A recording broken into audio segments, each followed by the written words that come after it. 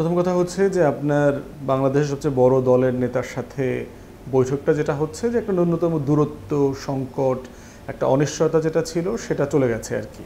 যে না, অন্তর্বর্তীকালীন সরকারের সাথে বিএনপির একটা দূরত্ব আছে বলে যেটা কয়েক মাস ধরে বলা হচ্ছিল, সেটা এখন আপাত দৃষ্টিতে মনে হচ্ছে সব পক্ষ ফিল করছে যে এটা এখন আর এক্সিস্ট করে না। আমি ব্যক্তিগতভাবে সবসময় বলেছি আসলে টেনশন কখনোই ছিল না। এগুলো হচ্ছে পলিটিক্যাল রেটরিক। যারা রাজনীতি করেন তাদেরকে প্রতিনিয়ত বিভিন্ন জিনিস বলতে হয় তার নিজস্ব যে অডিয়েন্স আছে, তার শ্রোতাদের জন্য, তার দর্শকদের জন্য আর কি, রাজনৈতিক দলের।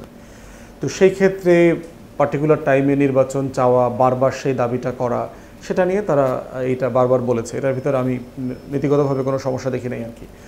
আর বৈঠক হওয়ার কারণে যেটা হয়েছে যে আপনার আমাদের শত্রুরা পার্টিকুলারলি আওয়ামী লীগ এবং দিল্লি কন্টিনিউয়াসলি যেভাবে আপনার গণ অভ্যুত্থানের পক্ষের শক্তিগুলোর ভিতরে যে দ্বন্দ্ব তৈরি করা, অবিশ্বাস তৈরি করবার যে চেষ্টাটা করে যাচ্ছিল, সেটা আপাতদৃষ্টিতে ভেস্তে গেছে।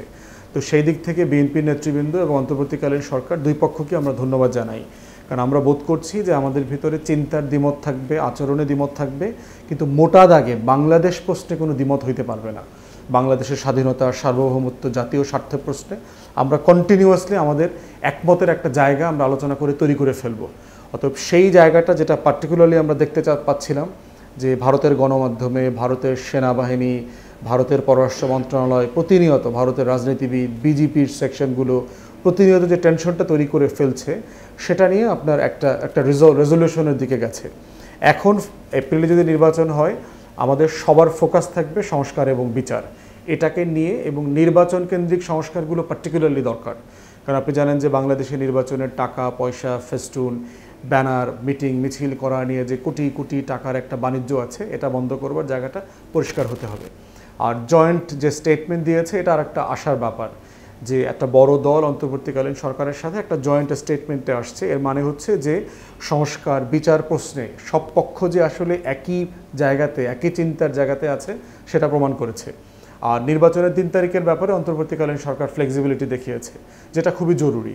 হ্যাঁ, যদি আমাদের যে কাজগুলো করবার দরকার ছিল ঐক্যমত কমিশনের মাধ্যমে, জুলাই সনদ, ঐক্যমতের ভিত্তিতে কোন কোন সংস্কারগুলো আমরা এগিয়ে নিয়ে যাব, এটা যদি আগে হয়ে যায়, নির্বাচন 1-2 মাস আগে হবে, সমস্যা কোথায়? সেটা এপ্রিল 1 তারিখে হওয়া আর ফেব্রুয়ারিতে রমজানের আগে হওয়া, এর ভিতরে আমি খুব মৌলিক পার্থক্য দেখি না আর কি। আর এইটা ওইটা না, কাপড় ধোয়ার একটাই সলিউশন, চাকা অল ইন ওয়ান। না, এখানে প্রথম কথা হচ্ছে কোনো সিদ্ধান্ত তো হয় নাই। এখানে জয়েন্ট স্টেটমেন্টটা যদি কেউ মানে মনোযোগ দিয়ে পড়ে, তাহলে যেটা দেখতে পাবেন সেটা হচ্ছে যে যা যা করবার সিদ্ধান্ত অলরেডি হয়েছে, সেই কথাগুলোই কিন্তু ওখানে এসছে। যেখানে সংস্কার নিয়ে আলোচনা হয়েছে, বিচার নিয়ে আলোচনা হয়েছে, জুলাই সনদ নিয়ে আলোচনা হয়েছে, ঐক্যমতের ভিত্তিতে কোন কোন কাজগুলো এগিয়ে নিয়ে যাওয়া হবে সেটা নিয়ে কথা বলেছে। প্রস্তুতি সম্পূর্ণ হয়ে গেলে যদি মনে হয় যে নির্বাচন রোজারি আগেও করা সম্ভব হতে পারে। তো এখানে প্রথম কথা হচ্ছে কোনো সিদ্ধান্ত হয়নি। দ্বিতীয় কথা হচ্ছে রাজনৈতিক দলগুলোর সাথে তো অন্তর্বর্তীকালীন সরকার প্রতিনিয়ত বসছে। আপনি জানেন যে ঈদের ছুটির আগেও তো আমরা ঐক্যমত কমিশনে মিটিং করে আসলাম, টানা 2 দফা মিটিং করলাম। আবারও সম্ভবত 17-18 তারিখ থেকে আবার সিরিজ মিটিং শুরু হচ্ছে। তো প্রত্যেক দলের নেতাদের সাথেই তো, এনসিপির নেতৃবৃন্দের সাথে কি অন্তর্বর্তীকালীন সরকারের মিটিং হয়নি আলাদা করে? জামাতের নেতারা কি কয়দিন আগে গিয়ে দেখা করে আসেন নাই? বিএনপি নেতারা দেখা করছেন না? করছেন। কিন্তু যেহেতু বিএনপির অ্যাক্টিং চেয়ারম্যান দেশের বাইরে থাকেন, তার সাথে কখনো দেখা হয়নি। আর প্রফেসর ইউনূসও যেহেতু লন্ডনে যান নাই, ওনাদের সাথে দেখা হওয়ার সুযোগ নাই। তো সেক্ষেত্রে এই দেখা হওয়াটা তো ভালো জিনিস। এবং শুধু তো উনি তারেক রহমানের সাথে দেখা করেন নাই, ওখানে যারা প্রবাসী বাংলাদেশিরা আছেন, প্রবাসী ব্যবসায়ীরা আছেন, বাংলাদেশি ছাত্রছাত্রীরা আছেন, লেখাপড়া করছেন, পেশাজীবীরা আছেন, এরকম অনেক ধরনের লোকদের সাথে উনি কথা বলেছেন এবং ওই দেশের রাষ্ট্রীয় পর্যায়ে অনেকগুলো মিটিং করেছেন। অতএব এখানে এককভাবে যেটা বলা হচ্ছে যে শুধু তারেক রহমানের সাথে একটা মিটিং করবার জন্য 3.5 কোটি টাকা খরচ করে 40 জন অন্তরাজ নিয়ে এই হলিডে করবার দরকার ছিল কিনা, বাস্তবতার একদম তা না। এটাকে আমি বলছি যেটা অনেকগুলো অ্যাচিভমেন্টের মধ্যে একটা। দেশের সবচেয়ে বড় রাজনৈতিক দলকে তো আপনি সিম্পলি মানে উড়ায় দেবেন, তুড়ি মেরে দেবেন, এটা তো ঠিক না। বিএনপির যেখানে ন্যায্য সমালোচনা করবার সুযোগ আছে, সেটা রাজনৈতিক দল আকারে আমরা করছি এবং কন্টিনিউ করে যাব। কিন্তু বিএনপি সে যে একটা বড় দল, এই সত্যটা তো সূর্যের আলোর মতো একটা রিয়েলিটি, এটাকে তো অস্বীকার করা যাবে না। এখন তার রাজনৈতিক ব্যর্থতা আলোচনা করব, তার শক্ত, তার বাস্তবতা, এটাও আলোচনা করতে হবে। এটাই তো গণতন্ত্রের সৌন্দর্য এবং বৈশিষ্ট্য। অন্তর্বর্তীকালীন সরকার যেহেতু সকলের সরকার, তিনি তো সবার সাথে বসবেন, সবার সাথে বসছেন। এমন তো না যে কোনো দলের সাথে উনি বসছেন না, উনি মিটিং চাইলে পরে আমরা দেখেছি উনি আন্তরিকতার সাথে সবার সাথে বসেন।